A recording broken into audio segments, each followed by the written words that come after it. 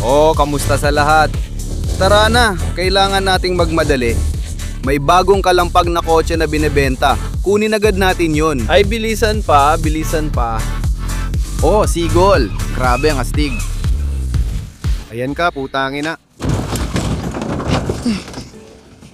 Lintik. Sigol. Anong kalukuhan na naman yan, gago? Bakit mo ko tinatawag na gago? Hindi ko naman to sinadya. Ano's gagawin natin ngayon? Bakit? Anong problema? Naligaw na tayo rito sa gubat, tapos pinaliktad mo pa sa sakyan. Hindi naman tayo naligaw. Madali lang tayong makakalabas dito siguro. Paano tayo makakaalis dito? Binaliktad mo yung sasakyan, ayan, tumagas na lahat ng laman nito. Grabe. Ayos lang lahat. Huwag kang mag-alala. Siyempre, ayos lang daw, pero kailangan nating makaalis dito, kahit papaano. Ayan. Yarik. At bakit mo naman siya dinala dito? Lagi ko siyang kasama, totoo. Palaging nasa tabi ko. Oo, pasensya na. Hindi ko sinasadya. Lumabas ka na. Paano nga ba tayo aalis dito ngayon? Tatlo pa tayo. Sandali lang, pakiusap. Ano? Mga bala, nandito. Ano mga bala? Itigil mo na ang pagpapatawa. Dapat tayong umalis dito. Isang ilog lang at gubat ang paligid. Tama. Tingnan mo ang mga bala. Tuloy-tuloy ang bakas nila. Saan sila papunta? Oh, meron pa. Tingnan mo, hindi ako nagbibiro. Ito'y mula sa pistola at ito naman sa automatikong rifle. Tuloy-tuloy ang bakas nila, sabi mo nga. Papunta sa ilog, di ba? Yarik, bilis. Lumabas ka na. Tara na. Hindi makalabas ang robot. Wala akong pakialam sa kanya. Sa may ilog sila tumakbo. Sigurado akong may ibig sabihin nito, hindi basta-basta na rito ang mga bala. May isa pa ritong bala at isa pa. Tingnan mo, parang bumabagsak lang sila dito. Ano to? Tingnan mo, parang bakal na kahon. Kalokohan to. Anong ginagawa nito dito?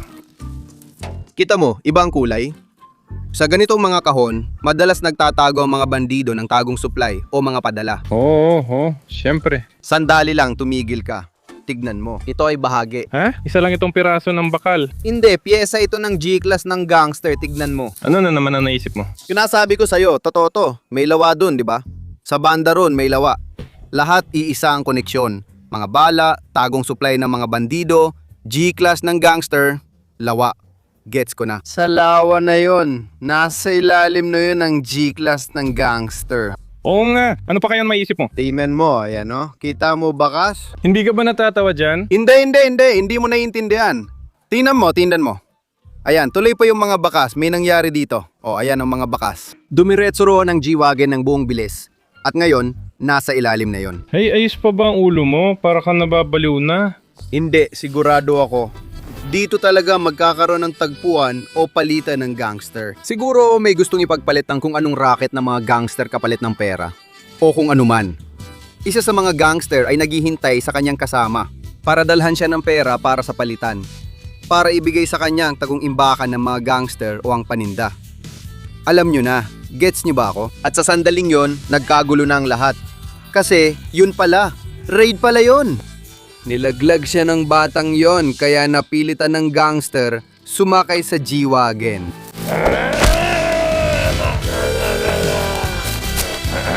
Pero yung pulis, hinabol siya. Hinabol talaga. At pagkatapos, yung gangster na yon tumalo na sa G-Wagon niya. Umaandar siya ng mabilis. Pero dahil hinahabol siya ng pulis, hindi niya nakontrol yung manibela at diretso siyang nahulog sa tubig. Oo, ganun nga ang nangyari. Pakinggan mo. Tara na, umikot na tayo at umalis. Kailangan pa nating tawirin ang buong palayan. Hindi, may dala akong magnet at iahagis natin ito para patunayan ko sa'yo at sa lahat na may totoong G-Wagon ng mga gangster na nakalubog sa ilalim ng tubig dito. Handa na ako. Hinintay nyo ba ang magnetic fishing? Kung oo, ilike nyo ang video at mag-subscribe para sa marami pang ganitong mga astig na content na yun din. Ngayon, aalamin natin kung totoong lumubog ang G-Wagon sa tubig doon. Sigurado akong oo ng 100%. Kita mo naman, yung mga gulong at direksyon talaga papunta doon. Kaya dito dapat ihagis ang kawet. Hinahatak. Pakinggan mo, mukhang totoong nahuli ko yung buong G-Wagon. Siyempre, G-Wagon. Oo. Lalabas na mismo ang sasakyan na yun. Sige, hindi mabigat pero tingnan mo, humihila, may laman yan. Namamalik mata ka lang. Ayan, tingnan mo may lumalabas doon. Parang may itim o namamalik mata lang ako. Hindi, sigurado ako. Tingnan mo. Grabe, Yarik, tingnan mo, ito ang hood. O ano, bobong cameraman, hindi ka naniwala sa akin. Ito ang hood, galing sa itim na gangster na G-Wagon. Tama ako. Oo nga, syempre. Ganyang hood. Kahit sa UAs may ganyang hood. Mga taga G-Wagon. Anong ibig kong sabihin? Bakit? Kahit ang robot sinasabi sa'yo. Sa tingin mo rin ba galing ito sa UAZs? Ano ba kayo, tanga? Galing yan sa gangster na G-Wagon. Siyempre. Siyempre. Sige Iron, tumabi ka.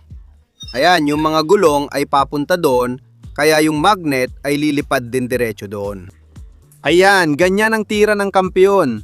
Ramdam mo agad na professional sa magnet fishing, di ba mga pare? Opa, ito ang solid na kapit ko.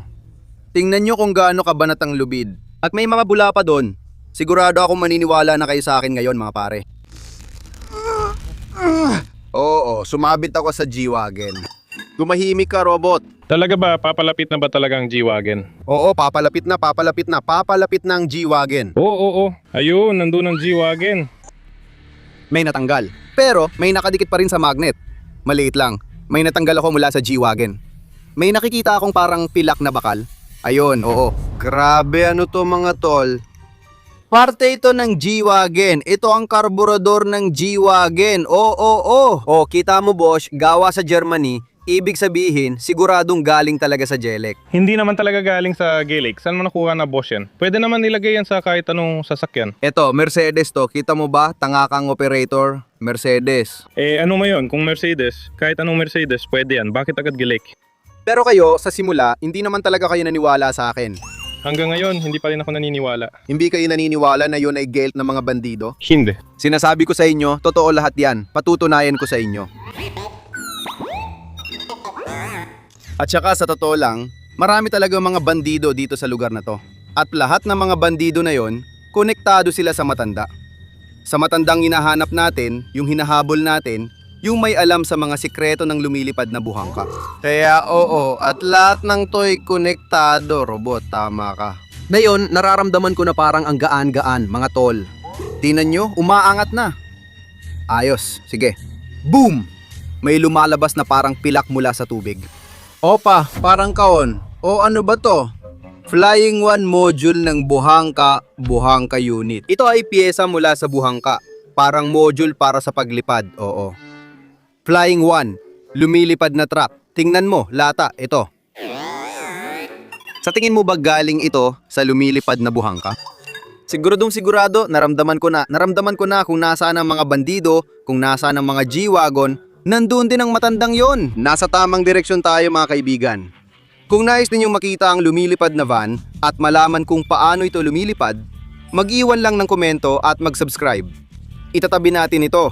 Baka kailanganin natin ito mamaya para ikabit sa van. So sa G-Wagon ng mga bandido, dito nilipat ang piyesa ng lumilipad na sasakyan, tama? Ngayon si Yarik naniniwala sa akin. Pero ikaw, operator, hindi pa rin naniniwala? Oo, mula sa lumilipad na van, mukhang ganun nga. Oo, at nandun ang lumubog na G-Wagon ng mga bandido. Oo, nandun ang lumubog na van ng mga bandido. O, kaya lumilipad na van. Aba, kakaiba yan. Sige, itapon natin dun din kung saan ko nahanap yung naunang bagay. Opa, oo, alam ko na kung nasaan ang Gaelic. Tingnan nyo, ang lakas ng hila. Sobrang higpit talaga. Oo, hindi ka naniwala sa akin. Pero ngayon, hiilayin ko palabas ang Gaelic. Ayan, may nakikita akong itim. Tingnan mo, Gaelic ba yan o hindi? Ano yan? Sandali lang. Grabe. Ito ang pinto ng gangster na Gellenwagen. Oh, tingnan mo kung gaano ito kakapal sa putik at kalawang. Mukhang sobrang kinalawang ito sa ilalim ng tubig. Ganito sigurado ang itsura ng mga tao na nagmamaneho ng Jellic. Ano? Mukha ba akong gangster ha? Mukha kang tangga. Bakit?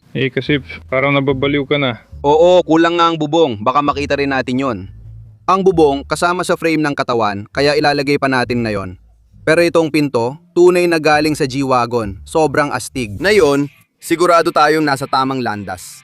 Mahanap natin ang lumilipad na buhangka at baka mahanap din balang araw ang boses mo at maibalik si Lyoshka kung gusto nyo yon. I-comment nyo kung alin ang gusto nyo ilabas muna at yon ang gagawin naming video. Ngayon, magpapatuloy tayo sa magnetic fishing. Operator, bakit mo ginawa yon? Bakit ka tumayo sa lubid ko? Wala naman akong ginawa. Ayan o, ayan. Kita ang bakas mo, kita ang bakas mo. Hindi ko bakas yan. Ikaw ang dumaan. Pero may nahuli tayong magaan. Hindi to G-Wagon. Siguradong hindi to G-Wagon. Oo, magaan siya. Tingnan mo, may lumabas na palaka. Ano? Ano to, Nairik? Simbolo yan ng radyasyon. Alam ko, delikado yan. Totoong Geiger counter to. Bakit may Geiger counter ang mga bandido sa G-Wagon? Ibig mong sabihin, baka napunta sila sa delikadong lugar na may radyasyon? Subukan nating sukatin ng radyasyon gamit ang Geiger counter mula sa mga bagay na nahanap natin. Malalaman natin kung bakit may Geiger counter ang mga bandido sa G-Wagon nila. Eksperto naman ako dyan. Ito ang Geiger counter. Medyo nabasa nga lang pero ganito siya binubuksan. Gumagana na. Umuugong. Mukhang waterproof ang battery nito. Ayun, normal lang ang background radiation. Oo, susukatin natin lahat na yon. Ang mahalaga, si Yarik ay hindi naglalabas ng radiation. Pati ang G-Wagon, walang radiation. Malinis. Halos malinis lahat. Ayos, sinuwerte tayo na yon, walang radiation. Ang galing. Oh, narinig mo ba yon? Grabe, lakas ng radiation dito. Siguradong galing ito sa UAZ van. Alam mo ba kung bakit ito naglalabas ng radyasyon? Dahil ang van ay gumagamit ng radioactive na gasolina. At ang radioactive na gasolina ay radioactive. Seryoso? At kaya lahat ng pyesa ng van ay delikado. Puno ang mga ito ng radiation, mga kaibigan. Hindi natin ito pipigilan. Walang pakialam sa radiation na yan. Tuloy pa rin ang paghagis ng magnet para mabunyag ang kwento at makuha ang G-Wagon. Gusto ko pa ng G-Wagon. Mahilig ako sa mga G-Wagon, parang UAZ ang mga ito. Tumahimik ka na, Eric. Sige, tara na. Alam na natin ang lugar, naintindihan na natin kung saan ihahagis ang magnet. Ayos, yan ang maganda, professional na paghagis. Sige. Opa, at agad-agad, tinan nyo mga pare sobrang higpit ng pagkakabanat. Ibig sabihin, dumikit ako mismo sa G-Wagon. Paano yun? Kaya ako may lang gelik, tingnan nyo. Ayan, umahon ng gelik mula sa tubig. Nako, may kumalas na naman. O baka natanggal? Hindi mga pare, may nakadikit pa rin sa magnet ko. Mukhang may natanggal na naman ako mula sa gelik. Sige. Ayan na, nakikita ko na. Parang bilog. Gulong ba yon ng gelik? Manibela, oo. Grabe, galing sa Mercedes. Tama, galing sa gangster na gelik. Pwede naman kahit anong Mercedes ang may ganitong manibela. Ang dami nang nagtugma, operator, pero hindi ka pa rin naniniwala. Kwento talaga ito ng gangster na may kinalaman sa Lolo at sa Geländewagen. Oo, naniniwala sa akin si Nayarik. Sigurado siyang iniisip na yun talaga ay gelik sa ilalim ng tubig. Oo, syempre. Walang duda. Sa tingin ko, ito ay isang karaniwang Mercedes. Hindi ko alam. Palaging naniniwala sa akin ang mga taga-subaybay ko. At nagsusubscribe sila sa akin dahil sa atin ang pinaka-interesante at kakaibang pangingisdang gamit ang magnet. Ganon. Opa, may sumabit. Nararamdaman ko na may dumarating. Kailangan maging sobrang maingat para hindi matanggal ang nakuha. Alam niyo naman mga kaibigan, na lahat ng mga nahahanap natutuyo yan sa pampang. Ano to? Grabe, ano to? Ang lupit. Tingnan mo, RPG to. Hindi na biro to. May sumulpot pang tsinelas. Tingnan mo. Ano to? Wow. Tingnan mo, Nairek. Totoo, RPG nga. Madalas dinadala ng mga bandido ang ganitong gamit para takutin ang mga kalaban nila. Sandali, ano to? Ano tong pulang to? Para sa Via? Para sa akin ba to? Paano kung gusto gamitin ni Lolo ang RPG na to laban sa akin? Paano kung pinakiusapan niya ang mga tauhan niyang bandido na dalhin ang RPG na to para tapusin ako? Ay, grabe. Astig! Sige nga, Nayarik, tabi ka. Tingnan natin na yan. Totoo nga. Gumana naman siya. Tapos na, nagamit na. Hindi to kabaliwan, normal lang to. Sa mga kriminal, kailangan gumamit ng paraan ng mga kriminal. Tumahimik ka na lang, ituloy na natin ang paghahagis ng magnet.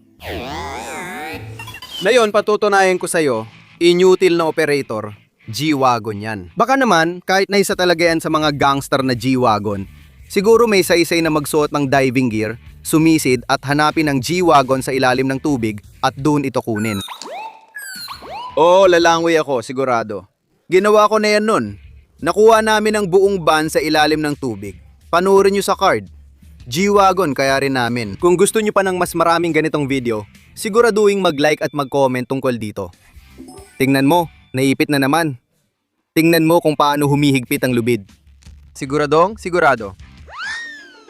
Hindi ko alam kung natanggal o naputol na naman, pero pakinggan mo, may nakadikit pa rin sa magnet. Sigurado, may naputol na pyesa ng G-Wagon. Sandali, kunin natin. Oo, umaangat na.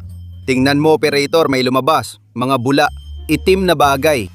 Ano to, parang rehas? Mercedes! Ito ang radiator grill ng G-Wagon. Ganito lang ang grill ng Gelik at hindi mo makikita ito sa ibang malalaking sasakyan. Tama, Yarik? Oo, tama na, Yari. Pati si robot na Yarik naniwala. Ikaw, naniniwala ka ba? Ano tingin mo? Parang may Chinese na Mercedes ka dati. Oo, G-Wagon naman yun. Tingnan mo naman yung logo. Oo, G-Wagon nga. Tingnan mo, bakit parang hindi ka naniniwala? Lahat naman tumutugma, tingnan mo. Oo, ito yung grill ng Gelandewagen. Nandito yan dati. Dito ang hood, dito ang manibela. Dito, ibig sabihin, ako yung bandido. Dinito ako nakaupo sa G-Wagon. Lahat tumutugma. Pinto-pinto galing talaga dito. Ayan oh. Bonbon ang saig ng G-Wagon. Siguradong piyesa ito ng Gelandewagen. Mag-comment kung naniniwala kayo sa akin, kay Via o hindi. Ito na ang gamit ng bandido. Tama. Lahat ng ito ay nasa loob ng Gelandewagen. Bandido, na basuka, RPG. Itong mga bagay na to, ang dala nila para makaiwas sa radyasyon at iba pa. Lahat ito ay mula sa Mercedes Gelandewagen. Hindi basta-basta, kundi bandido, na napunta sa ilalim ng tubig. Oh, napatunayan ko na ba? Meron. Pati ang operator na hindi naniniwala, naniwala rin sa akin. O sige, ganito na lang, huling hagis na natin, tapos maghahanda na tayo sa pagsisid. Kasi hindi natin siya makukuha ng ganito. Napakagandang araw, napakagandang panahon. Sa totoo lang, marami sa inyo ang humiling ng pangingisdang may magnet. At ngayon, nagsimula na ito kasi natunaw na ang lahat sa wakas. Isulat yung mga kaibigan kung saan kayo nanonood, anong lungsod kayo galing, at anong panahon dyan sa inyo ngayon. Interesado talaga akong malaman kung saan talaga tayo pinapanood ng mga taga-subaybay natin. Ayan, heto na. Kahit saan ako magtapon, sigurado akong may mahuhuli. Baka nga kahit hindi G-Wagon, may kung anong napakalaki ron, baka makina pa nito o kung ano. Ngayon, magaan lang ang nahila ko, parang mula sa loob ng sasakyan. Tignan mo, ano ito? Itim? Sinturon? Barseta ito. Ano kaya ang laman? Dumikit sa magnet. Kaya siguradong may laman sa loob nito. Zona 67? Naiintindihan mo ba kung ano ibig sabihin nito? Oo, tama. 67 nga yan. Pero, hindi yun ang ibig kong sabihin. Tingnan mo ang larawan. May matandang lalaki dito. Pas ito papasok sa Zona 60, I7. Ibig sabihin, papunta sila kay Lolo o si Lolo ang mismong nagmamaneho ng Mercedes G-Class. Grabe talaga. Dahil sa bagay na to, makakapasok tayo sa mga lihim na pasilidad, sa mga lihim na base, at doon baka makita natin, una sa lahat, si Leshka. At ang pinaka-importante, ang lumilipad na buhangka mga kaibigan. Dahil sa pass na to. Astig, di ba? Oo, ayos. Ang magnet fishing natin ngayon ay hindi basta-basta lang. Itutuloy natin ang ating adventure at ilalantad lahat ng sikreto ng lumilipad na buhangka. At tatapusin na natin ng minsanan ang usapin sa lolong yon. Ako si Vyacheslav Ismailov o Via. Hanggang sa muli mga kaibigan. Ako si Nairik kasama ang cameraman nating si Vadim Slak. At para sa inyo, nagtrabaho ang buong buhay Via team. Paalam, tara na, kalawangin. Kailangan nating alamin kung nasaan ang Zone 67. Kapag nahanap natin yon, siguradong mahahanap din natin ang lumilipad na buhangka.